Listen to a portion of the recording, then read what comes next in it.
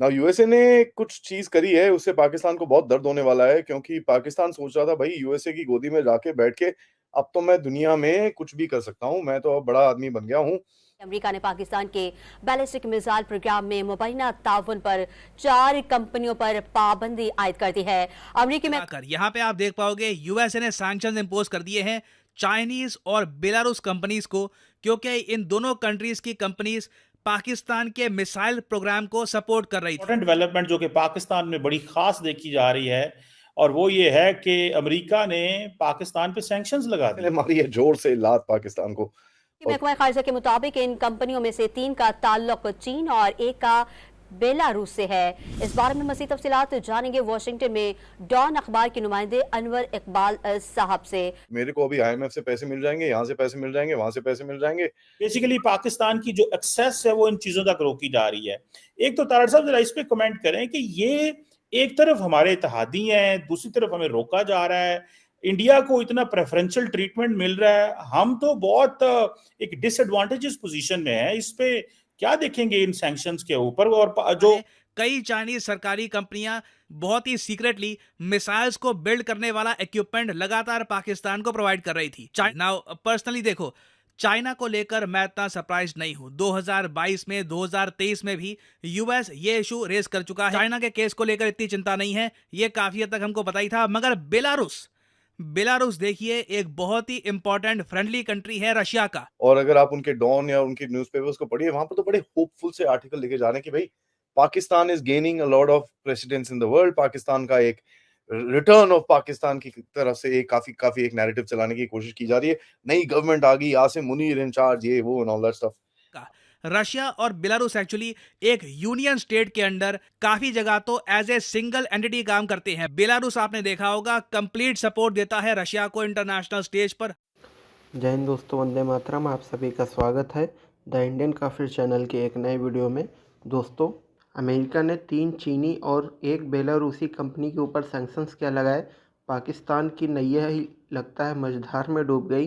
पाकिस्तानी कहने लगे हैं कि आखिर अमेरिका को हमसे दिक्कत क्या है। भारत के को तो इतनी मिसाइलें अमेरिका देता है, हम अगर चोरी से मिसाइलें बना भी रहे हैं तो उससे अमेरिका को इतनी दिक्कत क्यों है।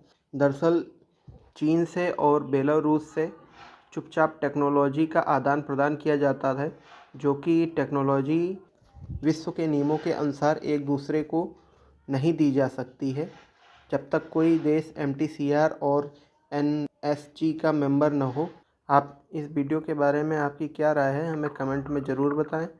हमारे चैनल को सब्सक्राइब करें, वीडियो को लाइक और शेयर सब्सक्राइब करें और मेरे हर अपडेट आपको मिले, इसके लिए बेल आइकन जरूर दबाइएगा।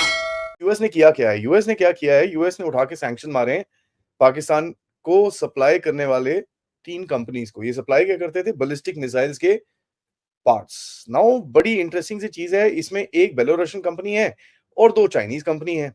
3 चाइनीज कंपनी को पहले भी ये लोग सैंक्शन कर रखे हैं for providing Pakistan materials for its ballistic missile program. क्योंकि देखिए, पाकिस्तान के पास अगर बैलिस्टिक मिसाइल प्रोग्राम आएगा, पाकिस्तान इधर उधर कहीं बेचेगा।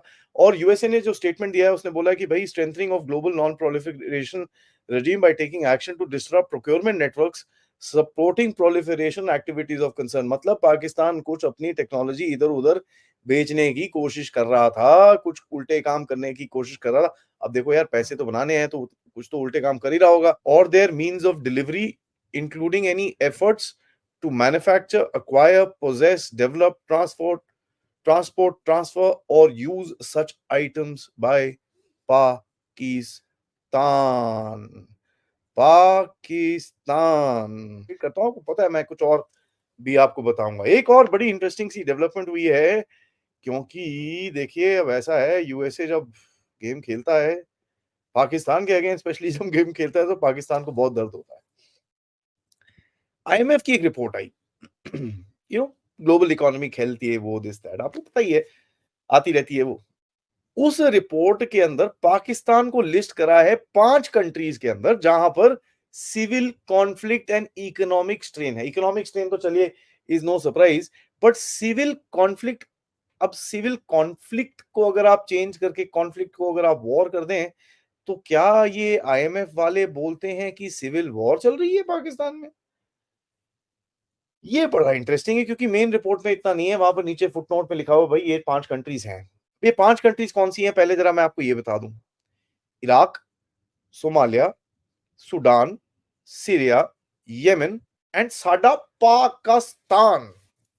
ठीक है, तो ये 5 कंट्रीज हैं जो अभी छठी पाकिस्तान हो गई है कि भाई साहब ये यहाँ पर जरा सिविल वॉर चल रही है। अब इसका गेम क्या होता है देखिए, तो जो स्टेट डिपार्टमेंट ने तारा साहब वर्ड यूज किया है, उन्होंने कहा ये सैंक्शंस नहीं है, this is to have a positive change in your behaviour. That's yikes. तो मिलर ने इसका ऐलान किया है, बल्कि जो मेरी तो जो मुझे डिफरेंट आर्टिकल्स में वो लग रहा है कि this is just a warning. इसके बाद हो सकता है वो उसमें ये भी एक वर्ड इस्तेमाल किया कि मे बी कंट्रीज पे भी सैंक्शंस लग सकती है कि अमेरिका नहीं चाहता कि पाकिस्तान का जो मिसाइल प्रोग्राम है वो जो है वो पाकिस्तान कंपेटिटिव हो इंडिया के मुकाबले में। लेकिन ये टाइम बड़ा सेंसिटिव, मैं इसकी टाइम की सेंसिटिविटी से बड़ा हैरान। आपके फाइनेंस मिनिस्टर का वॉशिंगटन डीसी में आना, उसके बाद ईरान के सदर का दौरा होना और उसके बाद ये सैंक्शंस लग दी, ये टाइमिंग बड़ी सेंसिटिव थी। और सऊदीज का आना पाकिस्तान में और सारा कुछ टाइमिंग और आपके हालात इस पर। अब इससे जो सवालात पैदा होते हैं, पहले मैं वो सवाल पुटअप करने की कोशिश करता हूं, फिर इसका एनालिसिस करते हैं कि क्या ये भारत का प्रेशर था। ये एक पहला क्वेश्चन ये है कि क्या भारत ने इसको इनिशिएट किया है।